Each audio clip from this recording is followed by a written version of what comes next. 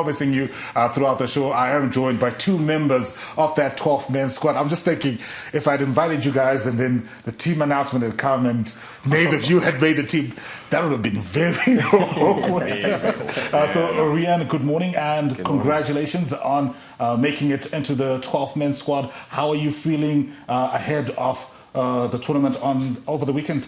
Yeah, very excited. I think it kind of still feels similar to the first time I was announced in my first Cheetah squad. You just get a massive sense of pride and a sense of honour, representing your country. And being the 10th year in the team now, it still feels the same.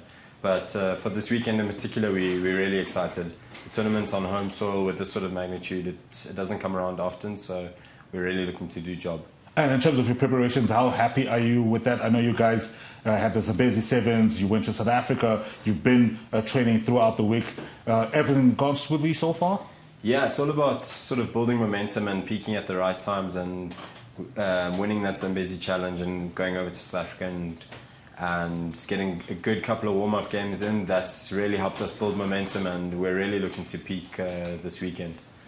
Vuyani, unlike Riaan, not 10 years, but you recently coming into the squad. You're one of the younger players, the people who hopefully take over and lead us going forward. What's it been like for you transitioning into the Cheetah setup and obviously becoming a regular part of it? Obviously, I'd been on the fringes for a bit. But finally getting that opportunity to play has been immense, and I've really valued the lessons that I've learnt. Obviously, when the senior players or the players that have been there before me, give you a word of advice, you have to take it. So it's really been a lot of learning ever since I started playing. Well, I know obviously the senior players are Riaan. What are some of the things that he has been telling you in terms of just readying you for such a big tournament like the Rugby Sevens that we're playing over the weekend? It's just to back yourself. I think that's the most important thing, just backing yourself, believing in your abilities, because you've been selected to be there for a reason. So just backing yourself, being totally confident in the skill and what you've been training for. No, I was scouring on social media earlier in the week and I saw congratulations coming through from your teammates when you guys were in South Africa. I understand you recently graduated from the University of Zimbabwe. Congratulations. What did you graduate in? Well, it's geoinformatics and surveying. Sounds fancy. It is. It is. But no, it's been it's just surveying.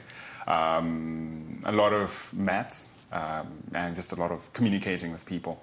They call it a science and an art. A science and an art. Yes. Okay. I don't know if it's a sport, but you've been doubling up, obviously, playing rugby and going to uni. How have you been able to strike a balance between that, especially given that you've been called up to the national team? It's not like you're playing, tag rugby over the weekend or anything like that. So, like, this year's been fairly calm, but in the previous years, there's a lot that's required of you. And it's not necessarily easy. You miss lectures, you miss tests, sometimes you even miss exams. Then you'd have to resit them after everyone else has written, and it's just never been easy. But if you've got love and passion for something, you pursue it. And it hasn't been easy, but I'm glad to say that I came to the end of it and I came out on top. You spoke about maths and communication. How are they going to be? Will they help you on the field, especially on Saturday, Sunday? Do you need any maths to figure out the gaps between them? No, not even. It's something that comes naturally. Riaan, I know you're playing in France for Amir, right? Did I get that right? Yeah, Amir. Yeah, Amir. And obviously we do have the Rugby World Cup happening on the 15th side. You were telling me you're just close to Paris, where the Olympic Games are going to be next year, and where we're having some of the World Cup games taking part as well. What's that experience been like for you playing professional rugby in France? I know you were in South Africa before you played locally, and what do you think that can help you in terms of then coming back and bringing that experience to the Cheetahs? I think it's an awesome opportunity when you get to play at a club abroad. There's quite often a lot of foreigners, and you get to learn from different cultures and different ways of the different ways people look at rugby and the different ways people play rugby, and you kind of get to learn and absorb as much as you can from these different players. And if you can soak it all up, you can bring it back to the guys here and share your experience. So yeah, it's all about sharing what you know, and that's the beauty of rugby. But you're a 10-year veteran for both the Cheetahs and I'm not trying to make you look old of the Cheetahs and the Sables. Maybe looking at your period with the national teams, the various national teams, in terms of our competitiveness and what you've seen playing in France, how far off are we from maybe some of the best nations in the world? I was having this chat with my dad the other day, and I think there's very little that separates us rugby players here in Zimbabwe to the best out there in the world. And the main thing that probably does separate us is just that belief, is that sometimes I feel like being a Zimbabwean, we kind of put other people on pedestals, and maybe before we even play them, we've put them on a pedestal, and we don't necessarily give ourselves that sense of belief, and I feel like if we just had a bit more confidence in our own ability and our own skill, we'd realize that we're right up there with the best in the world, and we're challenging, So yeah, if we can just get that sense of belief and confidence, I feel like we'll be unstoppable. All right, there's some big African nations coming through, the likes of South Africa and Namibia, Uganda, Kenya. I think that those will be the names to look out for from a Sevens perspective. Yeah. Is that something that you guys as a group collectively are looking at and saying, the Blitzbacher, for example, been to the last 2 Olympic Games. Yeah. Are you, in terms of that belief, how are you then talking to the likes of Vuyani, who are still coming into the team and instilling that belief in the squad? I think belief it needs to come from, it's an inward feeling, and once you start to analyze too many other teams and you look too far ahead, you can find yourself stumbling very easily. So what we like to do is just focus on ourselves and take each game as it comes. We're not planning for the semi-final or the final, we're actually just planning for the first game right now. After we hit that first game, we'll just look at the next game, and that's how we take it. We're not looking too far ahead, we're not analysing all the other teams, we're just focusing on our strengths and sort of what we can do to make sure that we're ready for each game. So the Cheetahs will play Burkina Faso in their opener. That will be on Saturday. They also face Algeria as well as Uganda. They are in Pool C. And one of the big things of Vuyani for me is that obviously we're going to be carrying these games live, but people can actually go and watch at Harare Sports Club as well. I know you've played a lot of local rugby. How encouraging is that for you to know that you're going to be playing in front of your home crowd, probably your family, your friends, people you went to school with, people you went to, you did what, your informatics with your former schoolmates from the University of Zimbabwe. Having that home support in terms of the belief that Riaan was talking about, how important is that? I mean, I think it's probably the most important thing at the moment. I think hearing, like when you're playing, hearing in the crowd in vernacular, in your language, let's go. It's something that, when you're out there, you realize it's really important. And I think, if people could come out in their numbers and just get behind the team, it would be greatly appreciated. Riaan, with your vast experience, obviously playing in front of that home crowd, especially at Harare Sports Club, which is traditionally the home of rugby here in Zimbabwe, how important is that, and what are you guys looking to draw? And maybe you can look into the camera and talk to some of the people at home, try and encourage them to come through and support you come Saturday and Sunday.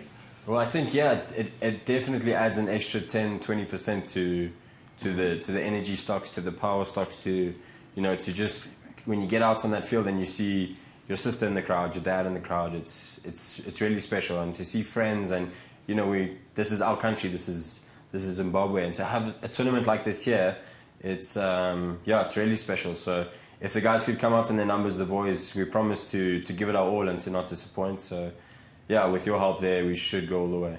And then just as we start to maybe close off, you spoke a lot about belief, but in terms of maybe the tactical approach and how you guys are going to be approaching the game, do you guys feel like you're ready? And what do you think maybe are some of the things you guys need to lean into to make sure that, you back that belief up with some technical ability and skill? Yeah, the awesome thing about being a part of a team is that we all have different strengths and weaknesses. Vuyani's strengths are a little bit different to mine, and we might need his strengths for a certain game. So we'll tactically be looking to choose horses for courses. So certain games will have a certain style. The next game might be a little bit different, and we might be changing the team up. So yeah, we're looking to just completely rely on our strengths and our skill set that that we're good at. We're not trying to copy anyone else. We're just trying to play a Zimbabwean brand of rugby with the talents that we have, with the skill that we have. So yeah, we tactically we will be good. And do you believe that you'll be making that short trip from Amer to Paris come next year? Yeah, well, I've already got a couple of friends asking for tickets. So if we don't make it, it'll be a bit disappointing. But yeah, I've got confidence that anything can happen in rugby sevens. And on the day, if you're sharp and you're focused and you're ready, why not? So yeah, I'm backing the boys. Vuyani, obviously this will arguably be one of the biggest stages you're going to play on. What are some of the things you're telling yourself and maybe your personal goals in terms of what you can feed into the larger team goal come Saturday and Sunday? All right. I would say in my capacity as they call me Air Marshal. The Air Marshal, okay. Air Marshal. He's a mathematician. Air Marshal, geoinformatics. Is to do all the little things that I can do well. So be it getting that high ball, being tackle well, carry hard. That's what I'm looking to do. That will then fit into the bigger structure, to the bigger picture, and allow things to happen later on. But if I do my part well, that's adding on to the team's goals. Well, thank you very much, guys, for coming through and joining us. We look forward to seeing you guys in action. I think we'll be backing you. The whole country will be backing you. We believe in you guys, in your ability. I mean, you guys are called the cheaters for a reason, so hopefully nobody can catch you come Saturday and Sunday. And, to the rest of the boys, when you guys go back into camp, you just send them our wishes. I think the whole country is going to be backing you guys. The games will be live on TV, so I know some people might not be able to make it to Harare Sports Club, but you can tune into ZTM Prime on Saturday and Sunday, and make sure you get your tickets, you go and watch the boys, and we'll back them. And you know what? Riaan says he's trying to work on some tickets if we make it to to Paris, so that's a good enough reason to back him up.